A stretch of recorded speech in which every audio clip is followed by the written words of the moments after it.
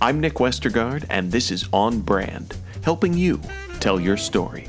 My guest this week is Amanda Proscia. For me, storytelling is everything. The more you can make a story relatable, interesting, and humanized, the more they're going to be interested in it, the more it's going to feel like something that matters to them. We all have things that are important to us at this time of year, and those are all stories too. So if brands want to capture attention at this time of year, a great way to do is to think about all the different ways the holidays have meaning for all the people they're trying to speak to. Amanda Proscia, co-founder of Lightspeed Public Relations and Marketing, is the author of PR Confidential, Unlocking the Secrets of Creating a Powerful Public Image, which is available now. Lightspeed is a New York City-based agency focused on promoting innovation in areas like healthcare, financial services, and consumer electronics. My interview with Amanda Proscia is coming right up, but first... Support for this and all the other podcasts on the Marketing Podcast Network is provided by Momento. Yes, you can use AI to make your job as a marketer easier. Momento is built to put the power of AI in your hands. It can write social media captions, have it watch or listen to a podcast and suggest, then automatically create social media posts to promote the show. Heck, it can even listen to a podcast episode, then write a poem about it you can use on your company blog. Go check it out. MPN listeners can try it for free at bit.ly/MomentoMPN. That's bit.ly/MomentoMPN. Hey there, it's Jason Falls. If your company or maybe one of your clients sells to marketers, you look for advertising channels that guarantee business marketers are paying attention, right? Let me introduce you to the Marketing Podcast Network. You're listening to it right now. It's a network of podcasts all about marketing. So 100% of MPN's audience are marketers. Reach them by advertising on the Marketing Podcast Network. Learn more and find our media kit at marketingpodcasts.net. Amanda Proscia, welcome to On Brand. Thank you so much. It's great to be here. I am excited to chat because, your work in a lot of different areas is fascinating to me. But here we find ourselves in the throes of the holiday season. So I want to take a look at this kind of straddling this, because certainly we're looking at the holiday season right now, right as this as this episode is live, and it could seem like most of what we would do is behind us. But is there anything that we should consider that is something that we can address as we find ourselves kind of in the eye of the storm? Well, for PR, it's a big time for planning the new year, obviously. I'm sure that's true for most marketing functions. But at the end of the year, we do like to end strong. We want to make sure that we're considering any conferences that have speaking deadlines coming up, that we have any new announcements are being sent out at the right time, that type of thing from our perspective. That is such a great point when you talk about the holidays, and it's almost like a to-do list for marketers and PR professionals, because folks are also looking for a little bit of time out of the office as well. So, are there things that we should think about doing before we kind of put the lid on the year? Yes, I would say from two perspectives, from the business perspective and then from a personal growth perspective. From the business, just make sure that you're communicating with your clients. Not everyone is taking time off. I know my agency, we have clients in other countries. They have different culture and different holiday schedules. Make sure that you keep the lines of communications open so that everybody knows where everybody is and that we're very clear on the way forward. So, there isn't just a 2-week radio silence. And then from the personal growth perspective, it's a good time to think about what you've accomplished over the year. Make sure your leaders know that. Make sure your fellow teammates know that. And think about how you can build on those successes and be even better in the new year. That is such a great point, and you ended on the new year. So, with the new year ahead, as we look at a bright, shiny new 2024 ahead of things, yeah, I know you've been doing a lot of talking on three things post holiday that should be in their marketing toolkit for 2024. What sorts of things should we put on our? I was trying to frame this in the holidays, but this would be post holidays. But our wish list or toolkit for the new year. Yeah, for the new year, in terms of branding and PR, my perspective was always that we can all work a little bit better together. It's a big reason I wrote my book, which, by the way, at the end of the show, I'll be doing a giveaway for your listeners. I'll tell them how. The book is really around how marketing, advertising, and public relations can all work together better, because I really feel like we're better than the sum of our parts. That we make each other stronger, and too often there's a disconnect between what we're doing and how we can deliver success to our clients or businesses. That is such a great point, and also the mark of a good podcast guest, because you beat me to my next segue, which was going to be talking about your book. And I am, just like any good marketing and PR professional, you've got my attention with free book at the end. So love that teaser right up front. But when we talk about your book, which is PR Confidential. Where what Say more about the approach of the book, and I'm always fascinated by why this book came from this person. Was it a book that you needed? Was it a book of something that people need to know about PR today? Give us the origin story of PR Confidential. Ah, yes, it's a long and sordid tale, unfortunately. I've been doing PR for over 30 years, and I've had my own agency for the last 10 years. And in that time, I think I answered the same questions from clients, potential clients, probably 10 times a week. There's just a shocking lack of understanding about what PR is and what we do, and how we, make our clients and customers better. So, I get a lot of phone calls from business leaders who say, my investors are telling me I need PR, but I don't know what it is. So after hearing that again and again and again, I said, you know what? I'm just going to write a book, and I'm going to answer all these questions that I hear day in and day out. And the book is formatted a little bit unusually. I wrote it as like an advice column. It's like a Dear Abby, where people are, I have anonymous letter writers asking me these actual questions that I hear all day, and then I answer them. So there's a lot of humor, and it's very light. It's only a 90-page read, but it's kind of a primer on all things PR. I love that. Say more about the advice column approach, because hearing I'm no book editor or anything myself, but here on the podcast I talk to a lot of authors, and I hear it's structured a little bit differently. No one has ever followed that up with it's structured like an advice column. So what led you there? It was funny. I was formatting the book in my head about how I wanted it to be structured, and it's just so much of it was around the questions. And I said, how about I just take a step back? How about I just make this as easy as possible to have it my readers grasp what's in here? Just put the questions on the page, and the questions are actually the table of contents. So if anyone has a question about PR, they can just look at the table of contents, find that question, go to the page, and get my answer. I thought it'd be super, super simple. Plus, it's a little more lighthearted. It was very much in my tone of voice. So I had a lot of fun with it. I think you said the secret word there of fun, because so many books about our professional lives can be boring reads. So it's nice to, I always, as a parent, have the make the analogy of you gotta put some cheese on the vegetables sometimes. So I A I little sugar with the medicine, right? exactly. No, I love that approach with the book, and certainly makes it unlike any others that I can think of out there. So you talk a lot about storytelling, and that is certainly something that is kind of in the in the subheading of this very podcast.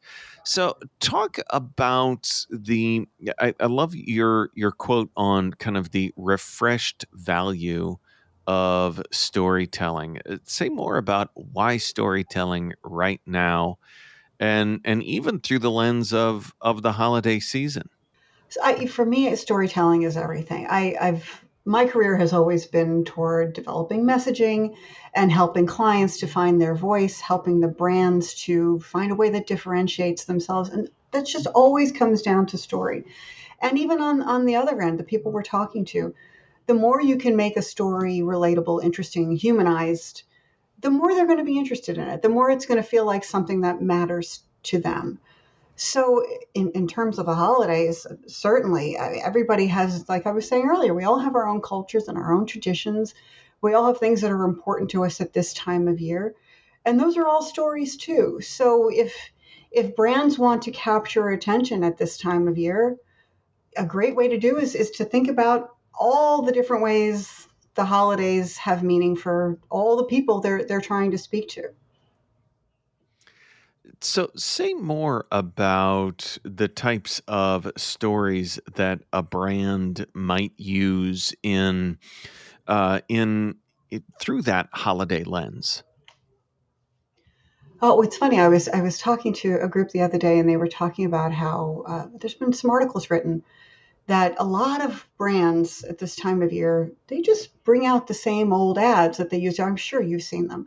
You're watching TV and you're seeing the same toy ad or candy ad or utility ad, something, and you've seen it for at least 10 years running. Yeah. And I get the sense that these brands are missing an opportunity. They're missing a couple of opportunities. One, to bring their audiences something new, to make people sit up and take notice because it's not something they've seen a dozen times already. But two, there's just so many new ways that ads can be digitally delivered or tracked and managed. Ad tech is just getting better and better all the time. And by not putting out something new that takes advantage of that technology, you're probably missing an opportunity to not only tell your story, but also to make sure it's being received and you're getting the type of feedback that you might want to get from it. On Brand, we'll be right back after this. You may know you're listening to this show along the Marketing Podcast Network, but did you know there are other great shows on MPN to help your business? Christy Heiler hosts a fantastic podcast called Own It. Christy, tell us more about the show. Own It is all about celebrating women and non-binary advertising agency owners. We talk about buying out of the boys' club of advertising because less than 1% of ad agencies are owned by women. And where can people subscribe? You can find the podcast at untilyouownit.com. We're also on the Marketing Podcast Network at marketingpodcast.net. And of course, you can subscribe wherever you get your podcasts. You heard her. Go subscribe. You may know you're listening to this show along the Marketing Podcast Network, but did you know there are other great shows on MPN to help your business? Lacey Boggs hosts and produces a great podcast called Ace Stone Marketing Detective. Little bit different than your normal podcast on MPN. Lacey, tell us what these fine folks will get when they listen. Ace Stone Marketing Detective is a fully scripted and produced fictional radio play that follows crack marketing detective Ace Stone as she bamboozles the bad guys and detects dastardly deeds in the marketing industry. The podcast is a funny, tongue-in-cheek look at content marketing, shady marketers, and suspicious marketing techniques online. And I think it's a fun new way to have a business podcast that proves that marketing can be playful and effective. Where can people subscribe to this thing? You can go to acemarketingdetective.com or find it in your favorite podcast player or go to the Marketing Podcast Network. You heard her. Go subscribe. Now, back to the show. So, this conversation about the often missed opportunities of ads around the story, I'm so every now and then, and we'll get to the brand that has made you smile recently, in a bit, but one that every now and then I get the microphone flipped around on me, and folks ask for one that's made me smile, and it occurs to me that one of my most recent smiles when I was up late and had some TV on in the background is exactly what you're talking about on the good side of it, of finding a story. It was this Amazon ad with and I think it was new. I had not seen it before. It was with three older women sitting on a bench in at like a sledding hill, and they're watching the kids go down the hill on the sled, and they're kind of looking wistfully at it. But then one of the older women goes home and orders like a cushion to sit on, and gets those, comes back and has them from Amazon and gives them to her friends, and it's a seat to sit on a sled, and it ends with these three older women sledding down a hill together, and it's about kind of bringing joy, and it's just, and it's exactly what you're saying. It's a story Yeah, as I opposed love to, that ad. oh, I know. I also, I feel like people like you and we're tough judges. We're the dangerous part of someone else seeing an ad is they'll just tune it out. But people like us are like, oh, what are they doing there with that? But what really finding that story that can do more than, like you said, just dig up the product ad from last year. Yeah, I completely agree. First, that I'm a very harsh critic of all things advertising and PR because we've seen the puppeteer strings. We know what's going on That. in the background. So, and my husband will always laugh because I'll say, "Oh, that ad was just a complete fail. It didn't do what it needed to do." I'm always criticizing, but the Amazon one you're referring to, oh, they not only show the older women sledding down the hill, but they flash back to when they were younger and looking back and seeing their friends as younger girls sledding down that hill. Yes. So the nostalgia of that. What Amazon was telling them is, we can deliver your childhood and your Christmas memories back to you. It's just, what an incredibly powerful message. Not to mention they're reaching out to a demographic that probably doesn't use Amazon as much as they could, the older demographic, and capturing them. It was just a brilliantly done piece. That's you again. I love that you led that with the puppeteer strings. That's going to be my new go-to metaphor for why we're not fun to watch ads with. But I love, and probably our listeners as well. But in looking at those strings that you just mentioned behind that ad, I mean, Amazon, in what they are actually selling, could be as boring of a toy ad, a product ad, a sled ad as anything else, but they've opted for something different. So if someone's listening to this and thinking, gosh, that's what we've got to do, of course we're right upon the holidays now, but really this is an evergreen type of approach. But if you're wanting to do something more like that, how can you take those first steps of being a story brand? Oh, that's a great question. At my agency, and I actually do this when I do speaking opportunities too, and sometimes when I'm on panels, I refer to this. It's all about the message development. We start every new client relationship with a messaging session. And it's entirely focused on helping them to find their story. And a lot of that session is me asking a lot of very silly questions. Like, if your brand were a person, what type of person would it be? Would it be a man or a woman? Would they be married? Would they be older or younger? What would they do with their free time? Just trying to unlock the thinking around, what does this brand represent? Who are we? And then from there, you can build out things like, what's your story? What's your brand voice? Are you informative and intelligent? Are you fun and whimsical? And then sort of circling around there. And then, of course, we always do a section on differentiation. What's your competition doing? Where's the opportunity here? What stories are they telling so that we can make sure we do something different, something that's ownable. that's always where I start.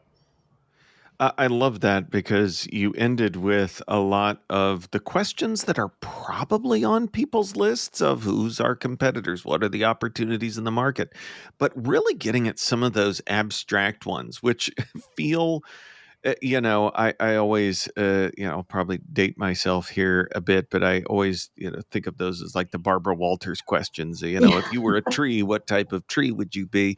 But those do serve a purpose. Those ones, especially that you outlined, because you can extrapolate things from that. My aversion I use a lot when doing exercises related to brand voice. If money was no object, because a lot of times brand voice is hard to, it's abstract to get at. I say, who would you cast as a voiceover? What public figure? What celebrity? And Yes. oftentimes, who they select for that is something that you could extrapolate back from. And it's like, oh, you've chosen. I mean, I always make the joke that you can't all pick Morgan Freeman. But, oftentimes you've chosen someone that has specific character traits that you're looking to endow your brand with. So you can work back from a lot of those abstract questions. So I love some of those ones that you included there as well.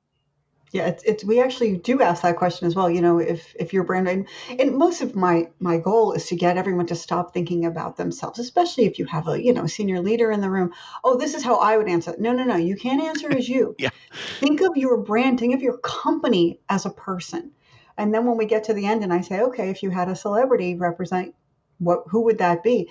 We have had some very heated arguments around that question, where I have 4 or 5 people in the room really getting angry at each other for thinking, how dare you say Natalie Portman? She's completely wrong. And, and I have to calm them all down and say, this is just an exercise. It's all in the abstract. But it makes me happy that they take it so seriously.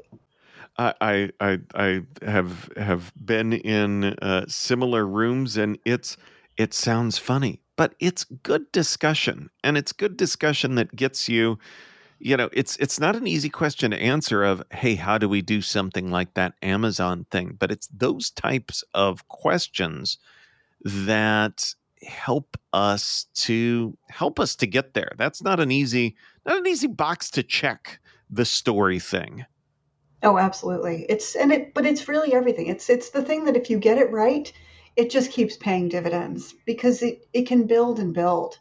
And it can be something that you can massage and evolve over the years, but it can help you so much more than the effort it takes to come up with it. Well, we've talked a few different times here during our chat about this kind of unique window of time, very high stakes. We've got the holiday season. We've got a new year of planning upon us. Lots of different, it's kind of like, I'm sure all the marketing PR professionals out there feel like a bit like air traffic controllers. There's a lot of air traffic controllers around the holiday season. There's a lot of flights out there. In looking at the new year ahead, what is on your radar as a PR marketing professional that you're thinking, ooh, Amanda, that is something I need to know more about? Oh boy, well, my agency focuses on tech, so there's always a mountain I need to climb whenever. Honestly, I'm both inspired by and intimidated by most of my clients. I find them all fascinating, but every one of them is doing something innovative and different. So it's always a learning curve. And for me, it's important that I really understand what their offering is, their value proposition, so I can really be an advocate for them and make sure my team is a bunch of cheerleaders for everybody we're working with. But yeah, so it's always keeping up with tech for me. Well, talk about no easy answers. Well, puppeteer from puppeteer's strings to the aforementioned mountain of tech, you've made me smile many times during our chat. Amanda, what is a brand that has made you smile recently? I have to say Oreo, and not just because I love their cookies, which I very much do, but their ad with the Santa who's resting in his hot tub and then gets an urgent call what I love about that is that they have chosen a diverse Santa. I mean, it feels like this year, finally, brands have caught up to the fact that Santa doesn't have to be an old white guy. You know, it can be someone more diverse. That is such a great, I mean, it's a great example, and it's a great thing to highlight too. I saw a diverse Santa when I walked into Lowe's, and they were, both had it, a black Santa displayed, but also, it's Lowe's with all of the yard decor. You can buy a black Santa too. So we're full of holiday brand smiles here. All right, you teed us up for it earlier. Tell us. I'm going to say my usual wrap up question of where can folks go to learn more about who you are and what you do. And I hear there might be a free book involved. That's right. To learn more about me, you can go to LinkedIn. I'm Amanda Proscia on LinkedIn. But for my agency, we are at lightspeedpr.com. And on our homepage we are offering a free download, a free digital download of the book. And I promise it'll give you a couple of giggles. Awesome. Well, we will link up to all of that in our show notes, which folks can always find at onbrandpodcast.com. Amanda Proscia, thank you for being on brand with us. Thank you, Nick. It was a great time. On Brand is part of the Marketing Podcast Network. If you like what you're hearing, if we've made you smile, you can always listen free on Spotify, Apple Podcasts, or whatever your favorite platform may be. And please take a moment and rate and review the podcast to help others find the show. Until next week, I'm Nick Westergaard, and I'll see you on the internet.